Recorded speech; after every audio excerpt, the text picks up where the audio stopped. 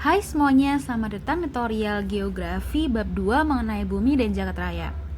Video ini adalah video lesson keempat berjudul struktur tata surya dan part ketiga. Oke, langsung saja. Untuk lesson keempat ini saya khusus menjelaskan anggota tata surya. Sedangkan part ketiga ini kalian akan saya jelaskan mengenai satelit dan planet. Untuk matahari dan komet kalian bisa melihat di part 1, kemudian untuk asteroid dan meteorit kalian bisa melihat di part kedua.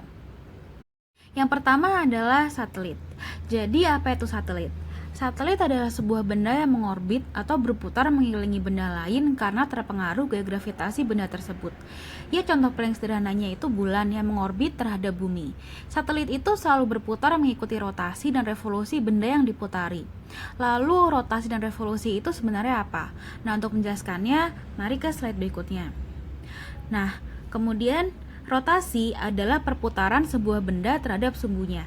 Misalnya bumi selalu berputar-putar pada sumbunya selama 23 jam, 56 menit, dan 4 detik, yang jika dibulatkan menjadi 24 jam. Oleh karena itu dalam sehari kita memiliki waktu 24 jam.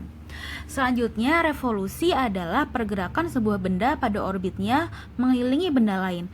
Misalnya bumi yang berputar mengelilingi matahari, bulan mengelilingi bumi, atau satelit telekomunikasi yang turut mengelilingi bumi. Sedangkan orbit sendiri adalah perputaran sebuah benda adalah sebuah jalur atau lintasan yang dilalui oleh sebuah satelit saat melakukan revolusi. Nah, selanjutnya satelit sendiri ini dibagi menjadi dua berdasarkan pembuatnya. Yang pertama adalah satelit alam dan yang kedua adalah satelit buatan. Satelit alam dalam pengertiannya adalah sebuah benda alam yang mengelilingi benda lain. Contohnya adalah bulan sebagai satelit alami bumi, sedangkan bumi adalah satelit alami matahari. Begitu juga planet-planet lain di tata surya ini adalah satelit bagi matahari. Intinya satelit ini tidak dibuat oleh manusia. Nah, planet yang memiliki satelit terbanyak adalah Saturnus, sedangkan planet yang tidak memiliki satelit sama sekali adalah Merkurius dan Venus. Nah, berikut adalah beberapa contoh satelit alam. Bulan adalah satelit dari matahari, kemudian ada Phobos dan Deimos merupakan satelit dari Mars. Europa ini sebenarnya merupakan satelit dari Jupiter. Ini salah, ini harusnya Jupiter. Kemudian Mimas adalah satelit dari Saturnus. Nah, kemudian Eris ini memang satelitnya Uranus, kemudian Triton punya Neptunus, dan Charon punya Pluto. Nah, selanjutnya adalah contoh satelit buatan. Ada Sputnik 1, Palapa D, Palapa C2, Telkom 2, dan Indostar 2. Ini merupakan satelit yang dimiliki oleh Indonesia. Sedangkan Sputnik 1 adalah satelit buatan pertama yang pertama kali diluncurkan oleh Uni Soviet pada tanggal 4 Oktober 1957. Nah, cukup untuk satelit, kemudian kita akan langsung lanjut ke planet-planet. Kata planet sendiri berasal dari bahasa Yunani, yaitu planetes, yang berarti pengembara atau bintang pengelana. Hal ini disebabkan karena kedudukan planet terhadap bintang tidaklah tetap. Planet adalah benda angkasa yang tidak mempunyai cahaya sendiri, berbentuk bulatan dan beredar mengelilingi matahari. Sebagian besar planet mempunyai pengiring atau pengikut yang disebut satelit yang beredar mengelilingi matahari. Sebelumnya, para ahli menetapkan bahwa di dalam tata surya terdapat 9 planet. 9 planet tersebut berdasarkan urutannya dari matahari terdiri dari Merkurius, Venus, Bumi, Mars, Jupiter, Saturnus, Uranus, Neptunus, dan Pluto. Namun sejalan perkembangan ilmu pengetahuan dan teknologi yang dimiliki manusia, maka berdasarkan Sidang Umum International Astronomical Union atau IAU ke-26 pada tanggal 25 Agustus 2006 di Praha, ditetapkan 8 planet dengan mengeluarkan planet Pluto dari sistem tata surya kita. Sementara itu, Pluto diturunkan statusnya sebagai kategori planet kerdil bersama-sama dengan Sena dan asteroid Ceres. Keputusan mengeluarkan Pluto ini sudah menjadi anggota keluarga planet tata surya selama 76 tahun merupakan konsekuensi ditetapkannya definisi baru tentang planet. Dalam resolusi tersebut, sebuah benda langit bisa disebut planet apabila yang nomor 1, pertama dia harus mengorbit matahari. Kemudian berukuran cukup besar sehingga mampu mempertahankan bentuk bulat.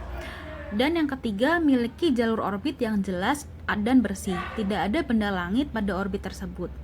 Dari kriteria ini, planet Pluto memiliki kelemahan, antara lain ukurannya sangat kecil dan bentuk orbitnya yang memanjang memotong orbit Neptunus, sehingga dalam perjalanannya mengelilingi matahari, Pluto kadang-kadang lebih dekat dengan matahari dibanding dengan Neptunus. Nah, untuk selanjutnya saya akan menjelaskan satu persatu mengenai planet. Dan kemudian untuk planet dwarf, saya akan berikan di part selanjutnya, yaitu part keempat dari lesson keempat. Yang pertama adalah Merkurius. Merkurius merupakan planet yang dekat dengan matahari. Dia merupakan planet terdekat dan memiliki diameter 4.862 km, sehingga merupakan planet terkecil. Jarak planet Merkurius dengan matahari sekitar 58 juta kilometer. Merkurius membutuhkan 88 hari untuk berputar mengelilingi matahari satu kali.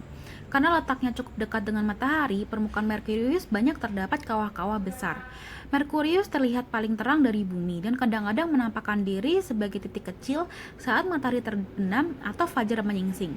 Suhu di siang hari mencapai 430 derajat Celcius, tetapi di malam hari bisa mencapai minus 170 derajat Celcius. Dan selanjutnya adalah Merkurius tidak memiliki satelit. Oke, kemudian planet kedua adalah planet Venus. Venus terletak antara orbit Merkurius dan orbit bumi, memiliki garis tengah sekitar 12.100 km dan merupakan planet terdekat dengan bumi.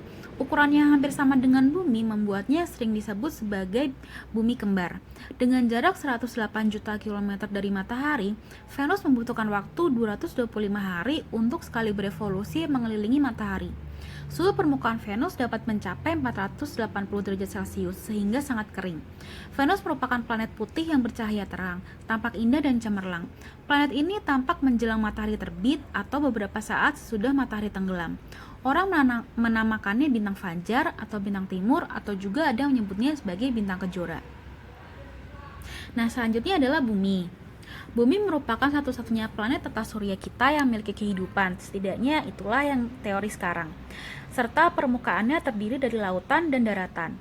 Permukaan bumi akan terlihat berwarna hijau kebiru-biruan jika dilihat dari angkasa luar.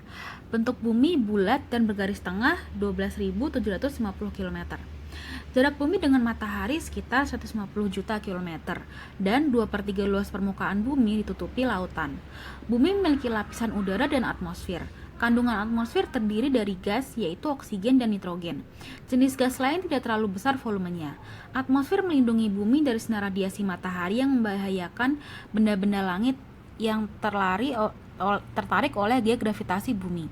Lapisan atmosfer juga menjaga suhu bumi di siang hari tidak terlalu panas dan pada malam hari tidak terlalu dingin. Bumi memiliki satu satelit yang selama ini kita ketahui, yaitu bulan. Nah, selanjutnya adalah Mars. Keadaan Mars hampir sama dengan bumi, sehingga para ahli menyelidiki apakah di Mars terdapat kehidupan. Planet Mars berwarna kemerah-merahan dan memiliki garis tengah sekitar 6.780 km. Jarak Mars dengan matahari sekitar 228 juta km dan membutuhkan waktu 687 hari untuk mengelilingi matahari. Permukaan Mars juga kering seperti Venus. Mars memiliki lapisan atmosfer yang tipis.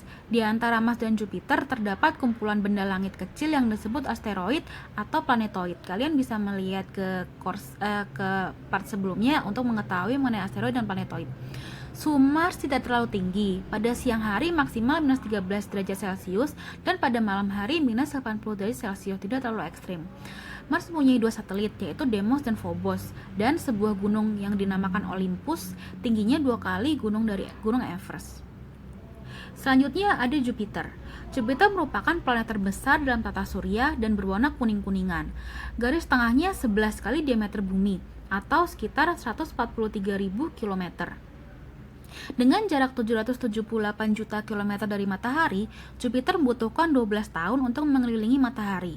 Atmosfer Jupiter banyak mengandung gas hidrogen dan helium.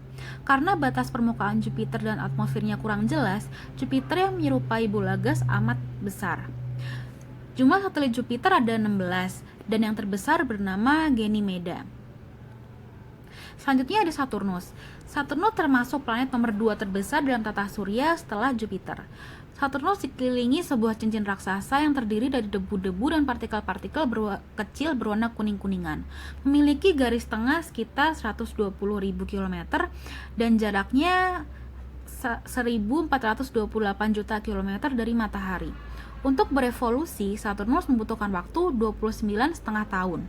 Saturnus memiliki 21 satelit dan yang terbesar adalah Titan. Ini merupakan jumlah satelit terbanyak dari planet yang ada di tata surya kita. Suhu permukaan Saturnus cukup dingin, sekitar minus 145 derajat Celcius. Selanjutnya ada Uranus. Uranus memiliki garis tengah sekitar 51.118 km. Jarak Uranus dengan matahari sekitar 2.869 juta km. Uranus mengelilingi matahari dalam sekali edar membutuhkan waktu sekitar 84 tahun. Arah rotasi Uranus ini berbeda, yaitu berlawanan dengan planet lain.